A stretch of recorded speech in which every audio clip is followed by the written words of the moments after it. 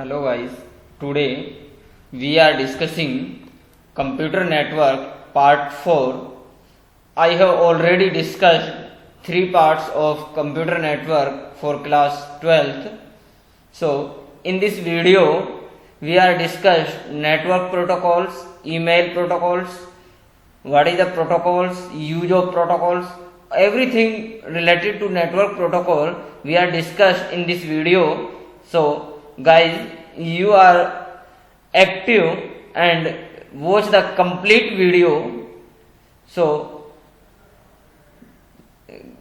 take the benefits for class 12 networking chapter. So in this video discuss network. Computer network are set of rules and regulations that are detect how to format, transmit and receive data on computer network devices like servers, routers to endpoint can communicate regardless of the differences in their infrastructures, designs or standards. To successfully send or receive information, network devices must accept and follow protocol conventions. So guys, देखिए, अगर हमें network के ऊपर कोई information send करनी है या information लेनी है नेटवर्क के थ्रू, तो उन सभी के लिए, उन सभी डिवाइसेस के लिए जो नेटवर्किंग से कनेक्टेड है, उनके लिए नेट प्रोटोकॉल का यूज करना, नेटवर्क प्रोटोकॉल का यूज करना क्या है, मस्ट है, कंपलसरी है. अदरवाइज आप नेटवर्किंग के अंदर से डिवाइसेस के कोई भी इंफॉर्मेशन सेंड और रिसीव नहीं कर सकते. क्लियर. आगे देखिए, हम बात करते हैं कंप्यूटर नेटवर्क के अंदर TCP IP. TCP it means transmission control protocol. IP means internet protocol, also refers to as internet protocol suite. In is the world wide web's core communication system which enables every internet based devices to communicate with every other such devices simultaneously. It means जो भी आपके internet based devices हैं वो किसी दूसरी devices से, जो भी इंटरनेट से कनेक्टेड, उसके साथ लगातार कम्युनिकेट करती रहती है, चाहे वो डेटा रिसीव पैकेट सेंडिंग का हो, चाहे पैकेट रिसीविंग का हो, या डेटा सेंडिंग का हो, डेटा रिसीविंग का इंफॉर्मेशन हो. क्लियर. आगे की देखिए, हम बात करें N IP address is the unique numerical address of a device in a computer network that usage internet protocol for communication. यानी आईपी एड्रेस जो है, इंटरनेट प्रोटोकॉल एड्रेस है, वो हर एक डिवाइस का आपका यूनिक होगा. यूनिक एक आइडेंटिफिकेशन है. क्लियर. और जो आईपी एड्रेस है उसको हम पुट करते हैं एक न्यूमेरिक फॉर्म के अंदर. The IP address allow you to pinpoint a particular device from the billions of devices on the internet. तो देखिए बच्चों कि हम एक पिन पॉइंट के थ्रू हर एक डिवाइस को आइडेंटिफाई कर सकते हैं और एक साथ कनेक्ट कर सकते हैं बिलियंस ऑफ डिवाइसेस को. क्लियर. आईपी एड्रेस भी देखिए, आपका 2 टाइप्स का आईपी एड्रेस है. First is static IP address, second is dynamic IP address. Clear. Static IP address uses never change but they may be changed as a result of network administration. यानी देखिए, static जो IP address है वो आपका क्या होगा कि उसको आप चेंज नहीं कर सकते. क्लियर. उसको चेंज करने के लिए किसकी रिक्वायरमेंट होगी? नेटवर्क एडमिनिस्ट्रेटर की रिक्वायरमेंट. नेक्स्ट हम बात करें dynamic IP address. These IP address are temporarily and assigned to a computer when they get connected to the internet each time. यानी देखिए, डायनेमिक आईपी एड्रेस जो है वो एक टेम्परेरी है और जिसको असाइन किया जाता है कंप्यूटर इंटरनेट के थ्रू. ठीक है. हर एक टाइम में वो ऑटोमेटिकली चेंज हो सकता है. क्लियर. यानी ये टेम्परेरी है. अब देखिए, हम बात करें two most uses IP versions. IP versions 2 most है. देखिए, एक है आपके पास IPv4 और दूसरा है IPv6.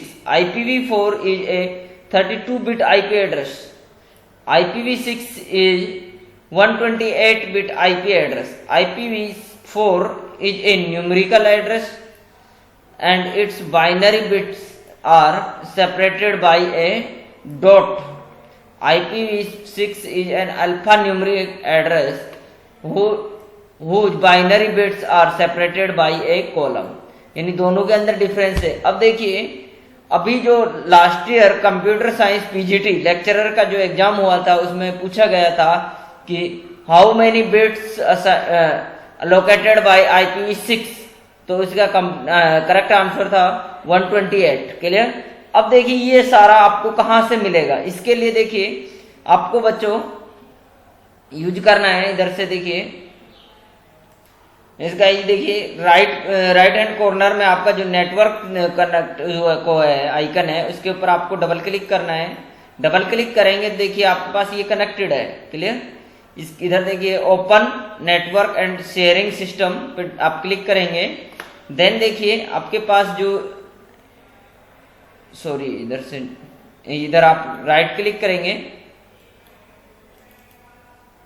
तो देखिए इधर देखिए प्रॉपर्टीज पर जाएंगे तो आपके पास देखिए ये सारे IPv6 IPv4। क्लियर। तो हमारे पास जो अभी सिस्टम लेटेस्ट है वो हमारे पास कौन सा है, वो है हमारे पास IPv4 यानी 32-बिट सिस्टम।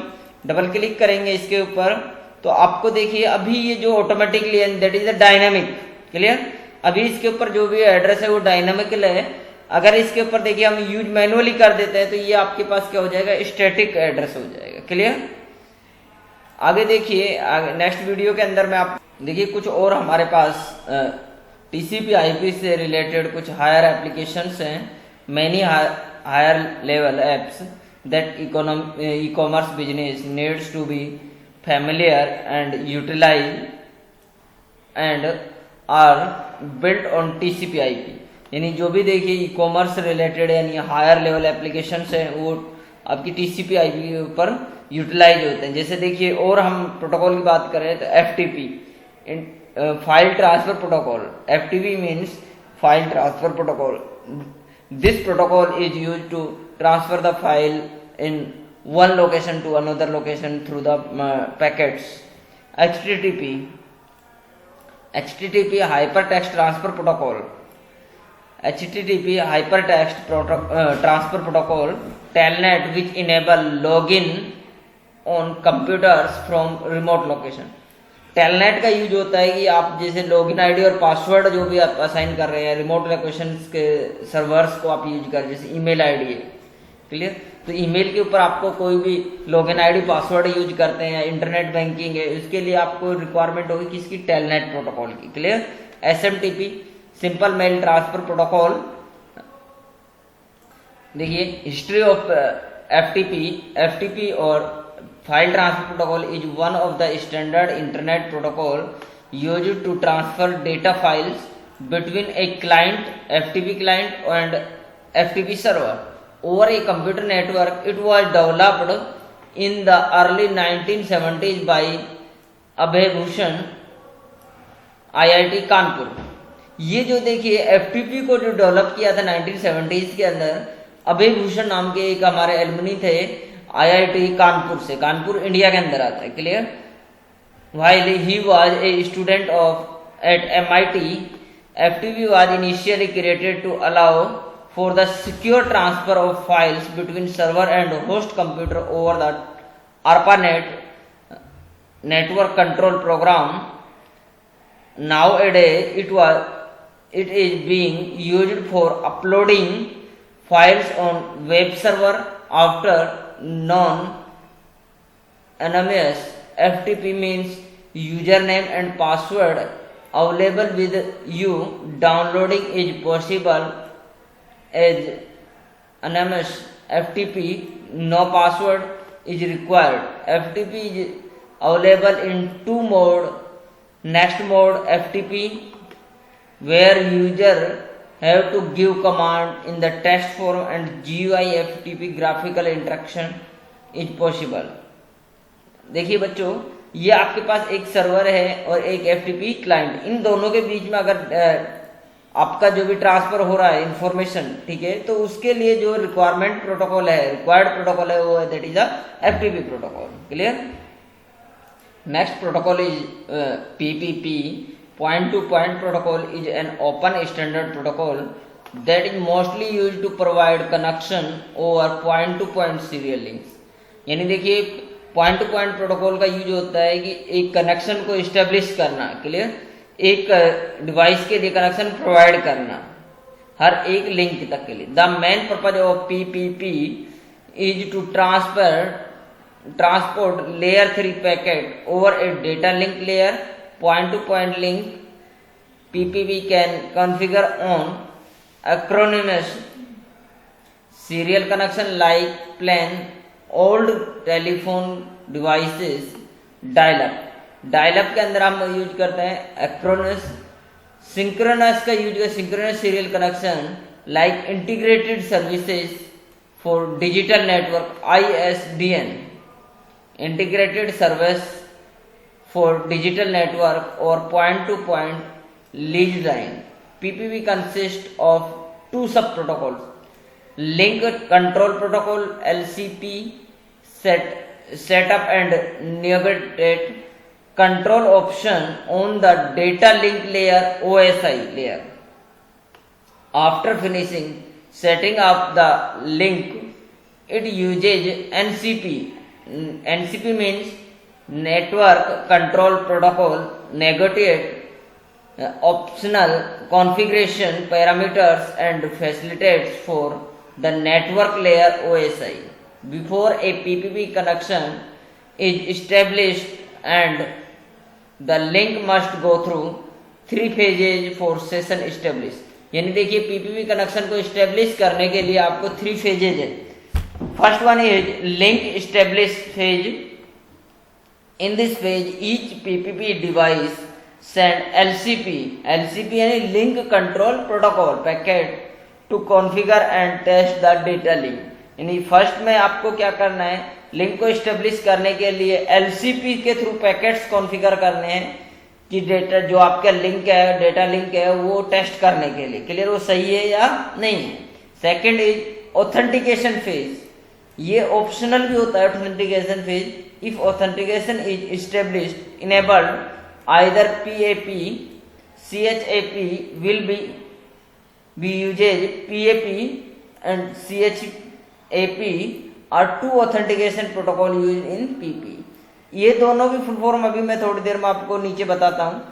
देखिए ये दोनों ही आपको ऑथेंटिकेशन के लिए यूज होते हैं। अब देखिए ऑथेंटिकेशन कैसे, मान लीजिए आपने किसी को कोई लिंक स्टेब्लिश कर रहे हैं, उसके अंदर से आपको चेक करना है कि वो लिंक आपका करेक्ट जगह है या नहीं है, that is the authentication. Clear, यानी उसकी क्लियरिटी को आपको पता लगाना कि वो लिंक आपने जो स्टेब्लिश किया है, वो लिंक आपका जो कनेक्टेड हुआ है वो सही है या नहीं है। जैसे फर्स्ट सपोज आपने ब्लूटूथ ऑन किया और आपके आसपास 4-5 लोग और थे जिन्होंने ब्लूटूथ से आपकी कनेक्टिविटी कर दी। अगर आपको कोई फाइल सेंड करनी है तो आपको ये सबसे पहले करना पड़ेगा कि जो जिसके पास मैं फाइल भेज रहा हूँ वो एक ऑथेंटिकेशन यूजर है, ऑथेंटिकेट यूजर है या नहीं है। क्लियर। नेक्स्ट हम बात करें network layer protocol phase. PPP send NCP network control protocol packets to choose and configure network layer protocol OSI 3 to encapsulate and send over the PPP data link। यानी NCP आपका क्या करेगा, जो packet है उनको चूज करेगा कि कौन सा पहले भेजना है, कौन सा पीछे भेजना है, and configure the network layer, और कॉन्फ़िगर करेगा किससे, नेटवर्क लेयर से, ठीक है, NLP से, और उनको फिर क्या करेगा, सेंड कर देगा। क्लियर। बात करें नेक्स्ट हम बात करें HTTP। HTTP means stands for hypertext transfer protocol and uses to transfer data across. It allow users of the World Wide Web. It is the short form of www.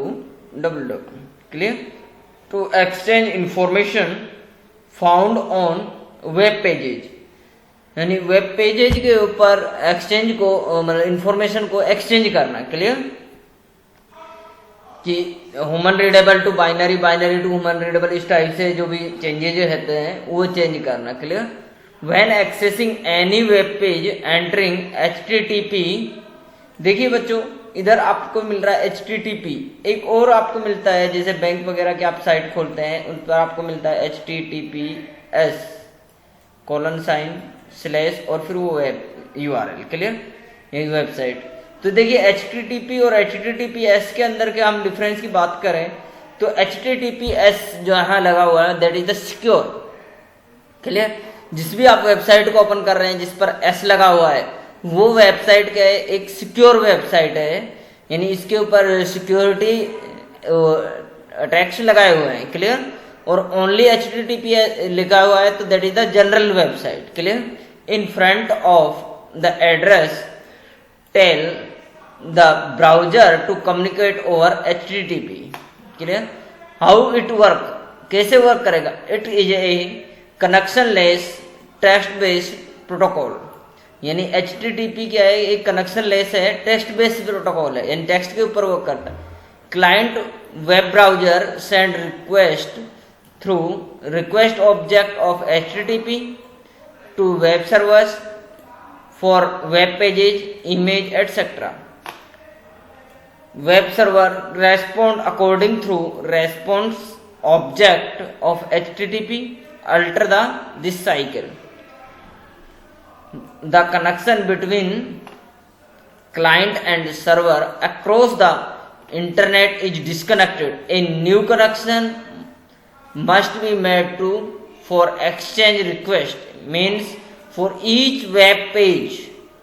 देखिए बच्चों, diagram के अंदर हमने बताया, देखिए ये एक user है, ब्राउजर, वेब ब्राउजर ओपन है इसके ऊपर, तो ये सबसे पहले क्या करेगा, एक रिक्वेस्ट भेजेगा, किसके थ्रू, HTTP के थ्रू। क्लियर, किसके पास, एक सर्वर के पास। क्लियर, और सर्वर उस रिक्वेस्ट का क्या करेगा, रेस्पॉन्स देगा। क्लियर, तो ये जो रेस्पॉन्स देना और एक रिक्वेस्ट भेजना, इन दोनों का काम होता है, वो करने के लिए हमारे पास एक प्रोटोकॉल है जिसका नाम है HTTP प्रोटोकॉल। क्लियर, नेक्स्ट हम बात करें वायरलेस मोबाइल कम्युनिकेशन प्रोटोकॉल्स, यानी वायरलेस कनेक्टिविटी या मोबाइल नेट जो कनेक्टिविटी है उसके लिए हमें कौन कौन से प्रोटोकॉल की। The wireless communication is a type of data communication that is perform and delivered wirelessly between the mobile devices, यानी दो मोबाइल डिवाइसेस के बीच में या किसी भी दो वायरलेस डिवाइसेस के बीच में कोई भी हमें कम्युनिकेशन जो भी इंफॉर्मेशन करनी है। जैसे आप लगा लीजिए कि आपके पास एक टीवी है दैट और उसका रिमोट है, आप रिमोट से कोई भी बटन दबाते हैं तो टीवी उस बटन के अकॉर्डिंग वर्क करती है। दैट इज द दोनों के बीच में कैसा एस्टेब्लिश हुआ है, एक वायरलेस कनेक्टिविटी। ठीक है, आपके पास एक एयर कंडीशनर है, AC है और उसका रिमोट है, आप बेड के ऊपर बैठे हुए हैं, आप रिमोट प्रेस करते हैं तो AC आपका वर्क करने लगता है, तो उनके बीच में कौन सा है कनेक्शन है, वायरलेस कम्युनिकेशन है। क्लियर, और देखिए आपके पास एक मोबाइल है, दूसरे से आपने हॉटस्पॉट कनेक्ट किया हुआ है, इन दोनों के बीच में जो कनेक्टिविटी है that is the wireless communication. Clear, एक मोबाइल से ब्लूटूथ है, दूसरे मोबाइल से ब्लूटूथ से आपने कनेक्टिविटी किया, वायरलेस कम्युनिकेशन। क्लियर, आगे देखिए the network architecture used is unique in that it separate the mobile network from fixed networks and provide connectivity between the two via the protocol especially used for wireless mobile communication, which are not as wireless mobile communication protocol. That is, for such protocols are GSM, GPRS and WLL. Clear, will की full form होगी, देखिए इनकी हम full form की बात करें, GSM की full form होगी global system for mobile communication, GPRS general packet resource services. Clear, तो ये सारे देखिए हम बात करें एक एक की।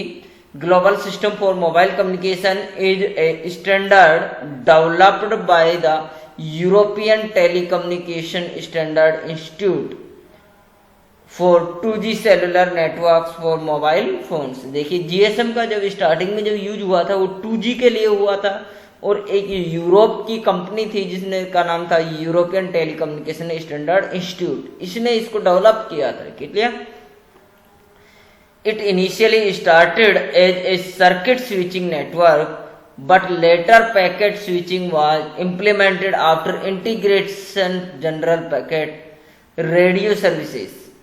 क्लियर? यानी जीपीआरएस का यूज हुआ जनरल पैकेट रेडियो सर्विसेज के लिए. क्लियर? Technology as well.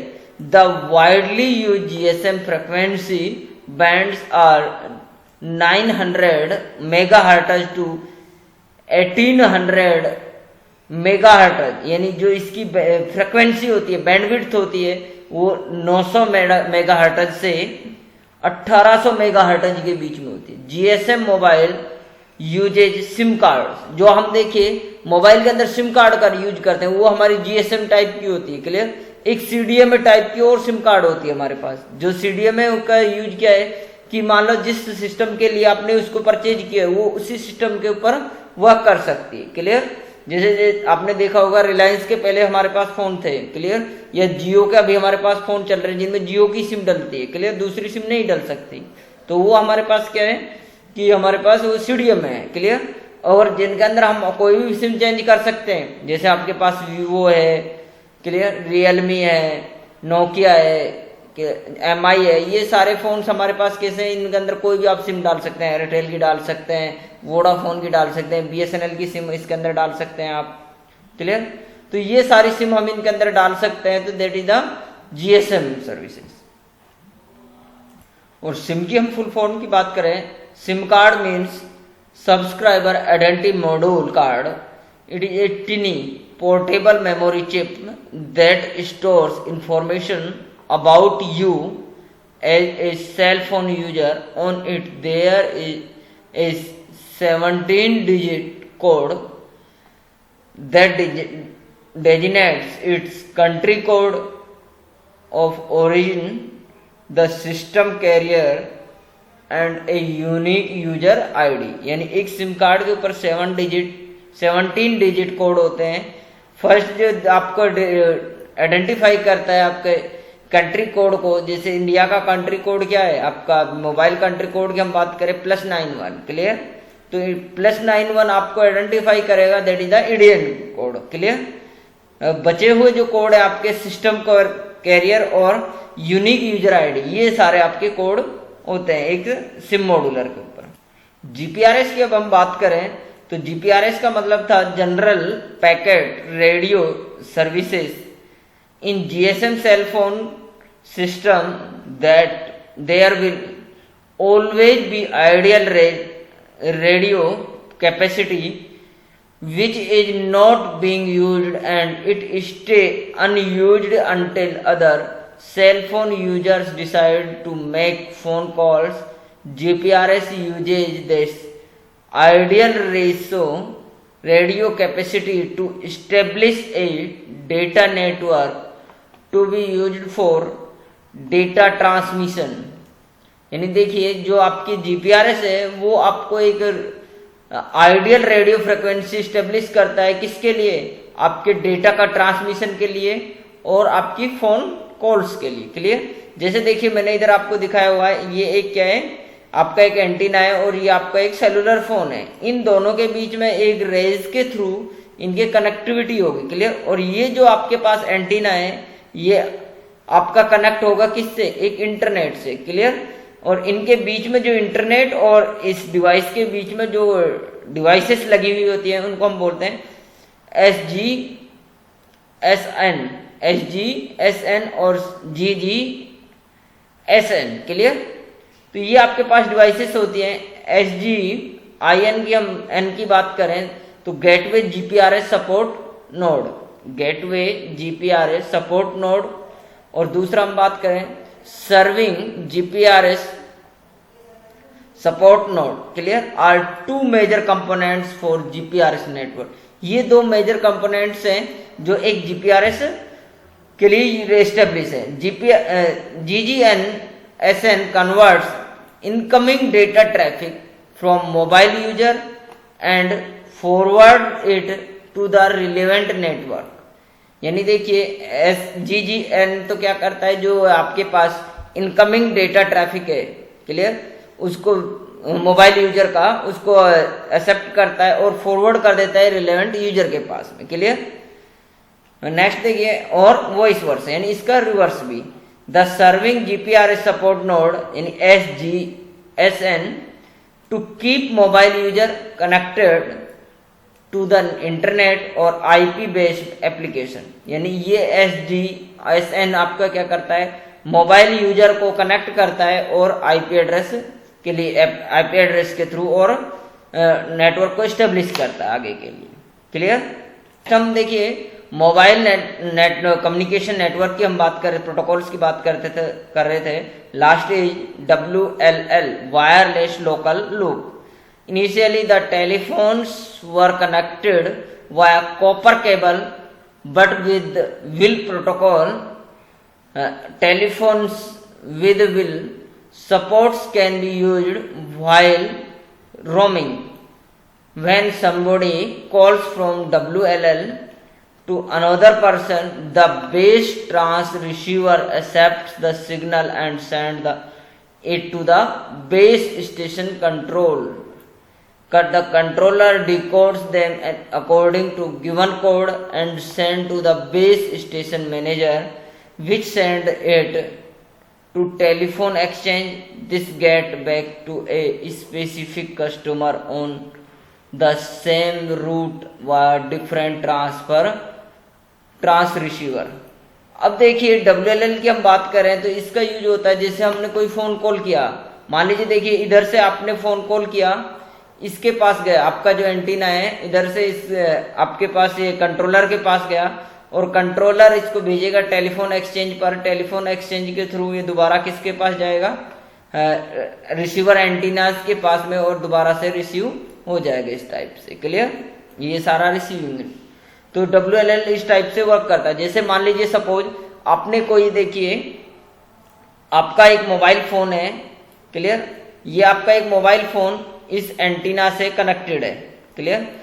और दूसरा आपका जिसके पास आप भेज रहे हैं ये एक एंटीना है और वो उसका मोबाइल है। तो देखिए ये आपका इस एंटीना से कनेक्टेड होगा, ये इससे कनेक्टेड हो। इन दोनों देखिए सबसे पहले आपने कोई भी WLL किया यानी कॉल किया, वो आपके पास किसके पास जाएगा, ट्रांस रिसीवर के पास में। ये रिसीवर है आपके पास, इसके पास सिग्नल गए, ये अपने सिग्नल्स को मीडिएटर यानी आपका जो कंट्रोलर है उसके पास भेजेगा। कंट्रोलर फिर जो नियरेस्ट जो आपके रिलेवेंट जो है बेस स्टेशन मैनेजर उसके पास सेंड करेगा और बेस स्टेशन मैनेजर इसको किसके पास करेगा, ट्रांस रिसीवर एंटीना या सिग्नल्स के पास में। क्लियर। टेलीफोन एक्सचेंज के पास में, और टेलीफोन एक्सचेंज से किसके पास चला जाएगा, वो प्रॉपर रिसीवर के पास में। ये एक फोन कॉल का भी एक नेटवर्किंग होती है इस टाइप से। क्लियर। आगे की हम बात करें ईमेल प्रोटोकॉल्स। ईमेल की हम देखिए, email electronic mail is a facility that allows user to transmit messages across the internet in fast and secure manner. यानी इलेक्ट्रॉनिक में ईमेल क्या करता है, एक ट्रांसमिट अलाउ करता है यूजर को ट्रांसमिट द मैसेज को सेंड करने के लिए या रिसीव करने के लिए फास्ट और सिक्योर मैनर के अंदर। क्लियर। अब देखिए एक सेंडर मेल है, आपको डायग्राम से देखिए अच्छे से समझ आएगा स्टूडेंट्स। देखिए ये हमारे पास एक सेंडर मेल है, सेंडर मेल से SMTP के पास गया, सिंपल मैसेज ट्रांसफर प्रोटोकॉल के पास। क्लियर। इसके थ्रू आपके ये सर्वर के पास गया, मेन सर्वर, और फिर SMTP के थ्रू ही आपके पास किसके पास चला गया, मेन सर्वर के पास। फिर SMTP के थ्रू आपका ये वापस रिसीवर के पास में गया POP के थ्रू, और POP के थ्रू आपका ये डिस्ट्रीब्यूट हो गया यानी रिसिपेंट ईमेल मेल एड्रेस पे। देखिए email created using email client program on press of send button, it is delivered to the sender's mail server through SMTP simple mail transfer protocol, which further transmit the same through internet to recipient mail address या mail server, where is the recipient's email client programs inbox is opened, that email is delivered to inbox through POP. POP means post office protocols. Third is version 3। Next हम बात करें SMTP की। Most of the internet system uses SMTP is as a method to transfer mail from one user to another. SMTP is a push protocol and is used to send the email to email server. It usually used with one of two other protocol, POP and IMAP, that lets the user save messages in a server mailbox and download them periodically from the server. An alternative to SMTP that is widely used in Europe is X400. Many mail servers now support extended simple mail transfer protocol ESMTP, which allows multimedia files to be delivered, यानी multimedia files. अब देखिए आपके पास SMTP model of two type, end to end method, store and forward method. ये दो methods हम use करते हैं SMTP के अंदर. एंड टू एंड के अंदर तो देखिए आपका एक आपने सेंड किया और रिसीवर के पास में पहुंच गया, क्लियर. दूसरा देखिए कि आपने सेंड किया वो पहले स्टोर होगा, स्टोर के बाद में देन फॉरवर्ड होगा, क्लियर, और फॉरवर्ड से आपके डेस्टिनेशन तक सेंड हो जाए, क्लियर. दोनों के अंदर ये डिफरेंस होता है. POP3 की बात करें हम तो POP3 means post office protocol version 3 is a standard mail protocol use to receive emails from a remote server. यानी देखिए POP3 का यूज होता है कि रिसीव करता है किसके से, रिमोट सर्वर से जो ईमेल्स को, ठीक है, to a local email client, to local email client के पास. POP3 allows us to download email messages on our local computer and read them even when we are offline. Note that when we use POP3 to connect to our email account, messages are downloaded logically and removed from the email server. This means that if we access our account from multiple locations, that may not be the best option for us. On the other hand, if we use POP3, our messages are stored on our local computer, which reduce the space of email account usage on our web server, clear. तो ये आपका POP3 का use होता है. बात करें next, हम बात करें VoIP, voice over internet protocol, is a technology that allows us to make voice calling using a broadband internet connection standard instead of a regular phone lines. जो आप देखिए वीडियो कॉलिंग करते हैं स्टूडेंट्स, क्लियर, तो उसके लिए जो हमारे पास प्रोटोकॉल यूज होता है वो है हमारे पास VoIP, voice over internet protocol, clear. Sorry, voice calling जो हम करते हैं, वॉइस कॉलिंग या फोन कॉल्स हम करते हैं, क्लियर. वीडियो कॉलिंग के लिए दूसरा आपका प्रोटोकॉल है, वो मैं आपको आगे बताऊंगा अगले वीडियो के अंदर. वॉइस कॉलिंग के लिए आपका यूज होता है. VoIP services convert our voice into a digital signal that travel over the internet. If we are calling a regular phone numbers, the signals is converted to a regular telephone signals before it reaches the destination. यानी VoIP क्या करता है, आपके signals को digital signals के, voice signals को digital signals के अंदर करता है और डिजिटल सिग्नल से वो सेंड हो जाते हैं, क्लियर. और जब भी आपके पास जो सिग्नल्स रिसीव होते हैं तो उनको फिर वापस से वॉइस कॉल के अंदर चेंज कर दिया जाता है, क्लियर. ये एक वॉइस कॉलिंग के लिए यूज होता है VoIP फोन्स के अंदर.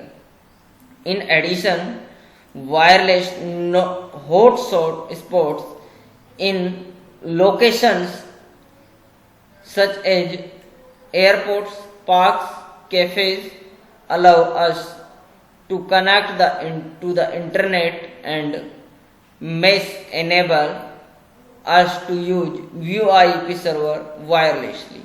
एडवांटेजेज की हम बात करें तो सबसे फर्स्ट एडवांटेज है less cost, accessibility, flexibility, voice quality, extra या लेस एक्सपेंसिव फीचर्स। ये सारे हमारे पास इसके एडवांटेज हैं। डिसएडवांटेज की हम बात करें, रिलायबल इंटरनेट कनेक्शन रिक्वायर्ड, यानी इसके लिए इंटरनेट कनेक्शन आपको रिक्वायर्ड है, इसके बिना आप इसको यूज नहीं कर सकते। क्लियर। पावर आउटगेज या इमरजेंसी, यानी इसमें इमरजेंसी आ सकती है। मान लो एक मोबाइल है वो दूसरे से कनेक्टेड है, क्लियर, तो जब भी आप कॉल करते हैं तो उसको इमरजेंसी आपको दिखाता है या वेटिंग के अंदर दिखाता है। क्लियर। तो ये आपके मेनली डिसएडवांटेजेस थे। आगे देखिए हम बात करेंगे वीडियो कॉन्फ्रेंसिंग और video chatting. Services provided by VoIP, telephone to phone, PC to phone, phone to PC, voice to email, IP phone, toll free numbers, call centre applications, VPN, unified messaging et cetera. यानी ये सारी services हमें provide होती है किसके through? VoIP के through. Protocol use for VoIP are session initiation protocol SIP, connection management protocol developed by IETF, clear. RTP, real time transfer protocol, transfer protocol for real time audio और video data. Audio और video data real time. RTP का use होता है हमारा video calling के लिए, जो हम वीडियो कॉलिंग करते हैं उसके लिए जो हम यूज करते हैं वो हमारा RTP यूज होता है। Clear. Real time transport control protocol RTCP, sister protocols of for RTP, यानी ये दोनों एक दूसरे के क्या है? इक्वल है, यानी दोनों को अगर एक का यूज करना है तो फिर दूसरे का भी आपको ऑटोमेटिकली यूज करना है। Clear. Provide streaming, statics and status information. Clear. SRTP, secure real time transfer protocol. Clear. Encrypted version of RTP, यानी RTP का ही वर्जन है ये।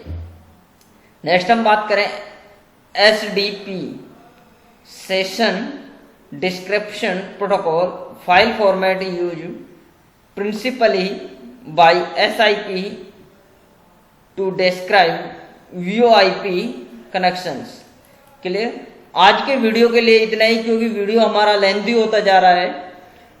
ठीक है बच्चों, अगर इस पार्ट्स के अंदर आपको कोई मिस्टेक्स हो, कोई प्रॉब्लम्स हो, तो आप मुझसे कन्फर्मली पूछ सकते हैं विदाउट कोई हेजिटेशंस के। और ये हमारा नेटवर्क पार्ट 4 का वीडियो होगा। आगे हम बात करेंगे नेटवर्क पार्ट 5, जिसके अंदर हम नेटवर्क सिक्योरिटीज हम पढ़ेंगे। वो हमारा नेक्स्ट वीडियो होगा। जैसे भी मुझे टाइम मिलेगा मैं आपको नेक्स्ट वीडियो आपके सर्वर के ऊपर अपलोड कर दूंगा। आप लोगों से एक ही मेरी गुजारिश है, विनती है कि आप अपनी स्टडी को कंटिन्यू रखें, और जो भी आपको कंटिन्यूटी में जो भी आपको प्रॉब्लम आ रही है, कोई टॉपिक आपको समझ नहीं आ रहा, उस टॉपिक को हमें बताएं और हम उस टॉपिक का आपका रिजोल्यूशन वीडियो आपको सेंड करेंगे, प्रोवाइड करवाएंगे। ठीक है। और ज़्यादा से ज़्यादा चैनल को सब्सक्राइब करें और बेल आइकन को प्रेस करें, जिससे कि आपको लेटेस्ट वीडियो सर्वर पर डलते ही आपको नोटिफाई हो जाए, जिससे आप देख सकें कि हमारे सर ने ये वीडियो डाली हुई है। Clear. Thank you, thank you, thank you very much.